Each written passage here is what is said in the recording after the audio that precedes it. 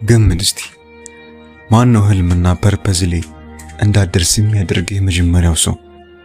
ማን ነው ያንን ነገር እንዳትጀምር የሚያደርግ? ማን ነው ዲስሞቲቬት የሚያደርግ የሚያነቃቅ?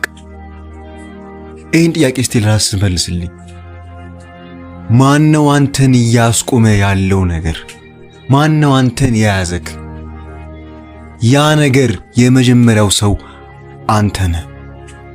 እየሰማኸኝ ነው አይደለ? አንተ ነህ። ቤተሰቦች አይደሉም፣ ጓደኞች አይደሉም፣ ፍቅረኛ አይደለችም፣ ምቀኞች አይደሉም፣ ጠላቶች አይደሉም። አንተን የሚያስቆመው ዋነኛው ሰው አንተ ነህ። ሲቀጥል ደግሞ በጎን ቤተሰቦች ሰፖርት አያደርጉም፣ ቤተሰቦች አያግዙም፣ የምትፈልግበት ነገር ላይ ሰፖርት አያደርጉም፣ ገንዘብ አይሰጡም፣ የምትፈልገውን ነገር የምታስበውን ነገር ምንም ነገር አያደርጉልህም፣ ሐሳብህን አይቀበሉትም፣ ሐሳብህን አይጋሩህም። በጎን ጓደኞች ቁም ነገር ስነግራቸው ይስቁብሃል፣ ቁም ነገር ስነግራቸው ይሳለቁብሃል። ከጓደኞች ጋር ቁም ነገር ማውራት አትችልም፣ ከጓደኞች ጋር ትልቅ ነገር ማውራት አትችልም። በጎን ደግሞ ፍቅረኛ ወጥራ ይዛሃለች። 24 ሰዓት የምታስበው እሷን ነው፣ 24 ሰዓት የምታወራት እሷን ነው። ዓላማን ትተህ መንገድህን ትተህ ሐሳብህን ትተህ የምታስበው እሷን ነው። ለማግኘት የምታስበው እሷን ነው። ይኸውልህ ወንድሜ፣ ችግር ያለው እኮ አይደለ አንተ ጋር ነው። ችግር ያለው አንተ ጋር ነው። እኔ እዚህ ጋር ፍቅረኛ መያዝ አቁም አላልኩም። እዚህ ጋር መጀመሪያ ራስህ መለወጥ አለብህ፣ ራስህ ማሻሻል አለብህ፣ ራስህ ማሳደግ አለብህ፣ ራስህን ከፍ ያለ ቦታ ላይ ማድረስ አለብህ። ያንን ለማድረግ ግዴታ አሁኑኑ የሚያስጠላን ነገር መጀመር ይኖርብሃል።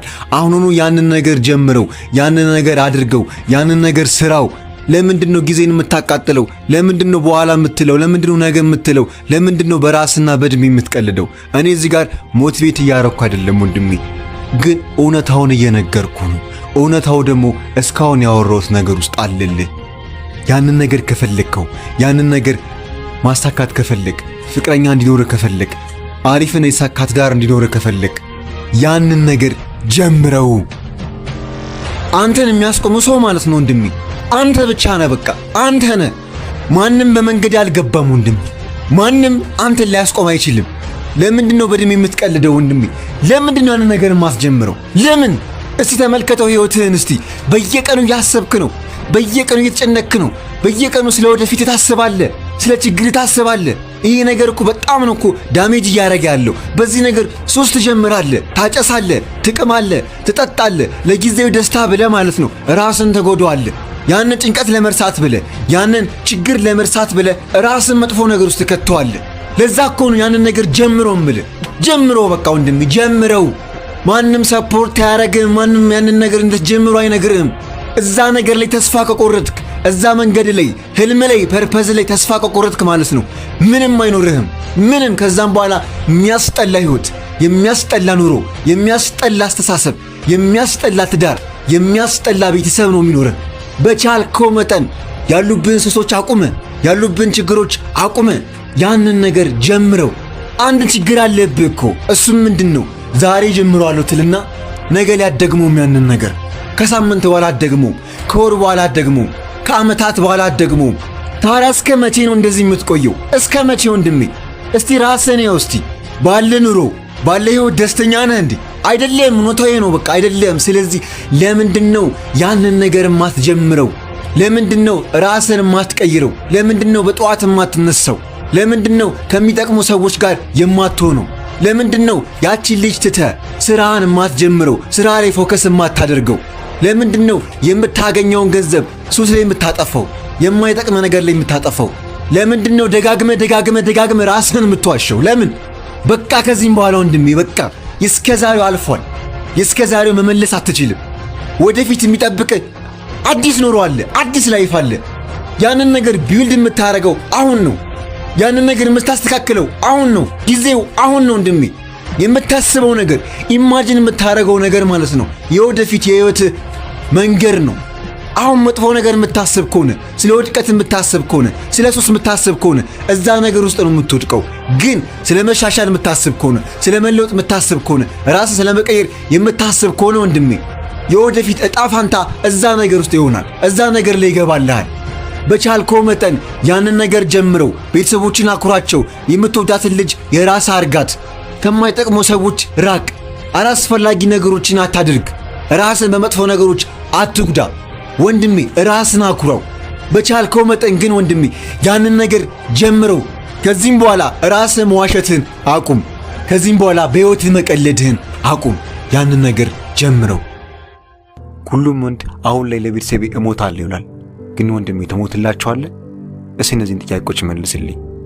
አንደኛው ለነሱ ኤክሰርሳይዝ ታደርጋለህ፣ ስፖርት ትሰራለህ። ሁለተኛው ለነሱ ጤናማ የሆነ ምግብ ትመገባለህ።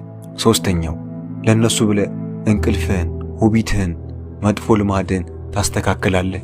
አራተኛው ለነሱ ብለህ ህልምህን፣ ፐርፐዝህን፣ ዓላማህን ትጀምረዋለህ።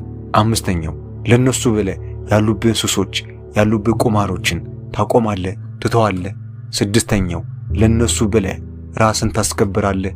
እነዚህን ጥያቄዎች ከመለስክልኝ ወንድሜ የምርም ለቤተሰቦች ትሞታለህ ማለት ነው። አንድ ጥያቄ መጠየቅ አይቀርም። እነዚህ ነገሮች እንዴት ከቤተሰቦች ጋር ያገናኘዋል ብለህ መጠየቅ አይቀርም። ግን ወንድሜ እውነተኛ ወንድ ማለት ነው ለቤተሰቦቹ የሚሞት ከሆነ ምንም ነገር ያደርጋል። ምንም። ይህን ነገር አስታውስልኝ። የዓለም ምርጥ አትሌት ለመሆን 3 ነገሮች ያስፈልጋሉ። የመጀመሪያው ኮሚትመንት ወይንም ደግሞ ግብና ዓላማ ነው። ሁለተኛው ዲሲፕሊን ሲባል ለአንድ ስፖርተኛ ምንም ድርድር ውስጥ የሚገባ ነገር የለም። ሶስተኛውና ደግሞ የመጨረሻው ጠንክሮ መስራት ወይንም ደግሞ ሃርድ ወርክ ነው። ያው እንደማንኛውም ውድድር በሚደንቅና በሚያስገርም ሁኔታ ነው ይሄንንም በብቃት በወኔ ነው የተወጣው። አንተ ማን አባ ፈቃጅ አደረገ? ተረጋጋት። ውርጋጥ እኔ አሸናፊ ላይ አይደለም ይሄን ያበጠ ደረትክን የምትነፋው። ማን መሰልኩ? አሸናፊ እኮ ነኝ። አሸናፊ ማይገባኝን ስም ይዤ የምዞር ተራ ሰው አልምሰል። ተነሱ እናንተ የማትረቡ ተመልከቱኝ እስኪ። ስልጣኛችሁ ነኝ። ነገሮችን የማሳየት የኔ ስልጣን ይመስላችኋል? ይሄን አንጸባራቂና ምርጥ ፕሮፌሽናል አትሌት የማሰልጠንም ሆነ የመምረጥ የኔ ኃላፊነት። ጀግናውን ብቻ ነው የምወስደው፣ ፈሪውን አልወስድም። ስለዚህ ማነው የሚታገለው? ለመታገል ዝግጁ ናችሁ? ለመታገል ዝግጁ ናችሁ? ኦሎምፒክ ጌም ትፈልጋላችሁ? ኦሎምፒክ ጌም ልትሄዱ ነው? ሮጣችሁ አሸንፋችሁ ያቺን የተከበረች ሜዳሊያ ተሸልማችሁ አንስታችሁ መሳም ከሆነ ተነሱ። የሚኖራችሁ ጊዜ የራሳችሁ ቢሆን በአግባቡ ተጠቀሙ። ወገኔ እጅጌን ሰብስበህ ፀሐይ እጅህን ስንት